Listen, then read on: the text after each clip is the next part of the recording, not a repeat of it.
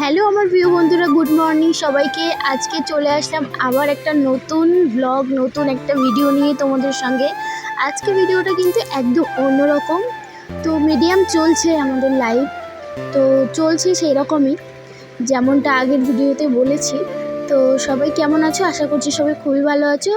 আর এই বৃষ্টিতে আমি কিন্তু খুবই ভালো আছি, আবার কিন্তু খুবই খারাপও আছি। কেননা বৃষ্টির সময় যেহেতু আমরা গ্রামের দিকে থাকি, তো বৃষ্টির সময় প্রচণ্ড কাদা হয়, তো কাদায় হাঁটতে হচ্ছে, এটাও খারাপের ব্যাপার। আবার বৃষ্টির সময় ঘরে শুয়ে শুয়ে এনজয় করাটাও এটাও একটা খুব ভালো ব্যাপার। তো যাই হোক, বৃষ্টির মধ্যে দেখো আমি রান্না করছি শাক ভাজি, মাছ দিয়ে বেগুন দিয়ে রান্না করব, আর বেগুন দিয়ে নিম পাতা দিয়ে ভাজা করব। তো তিতোটা আমাদের বাড়িতে কেউ খায় না, আমার ছেলেও খুবই পছন্দ করে না, কিন্তু ওকে জোর করে খাওয়ানোর জন্য এই তিতোটা আমার বানানো। তো যাই হোক, এই যে দেখো একটু বৃষ্টিটা থামতেই কত সুন্দর মৌসমটা, কত সুন্দর লাগছে। তো আশা করছি আমার ভিডিও সবার ভালো লাগে আর ভালো লাগবে। আমি চেষ্টা করব আরও ভালোভাবে ভিডিও বানানোর জন্য।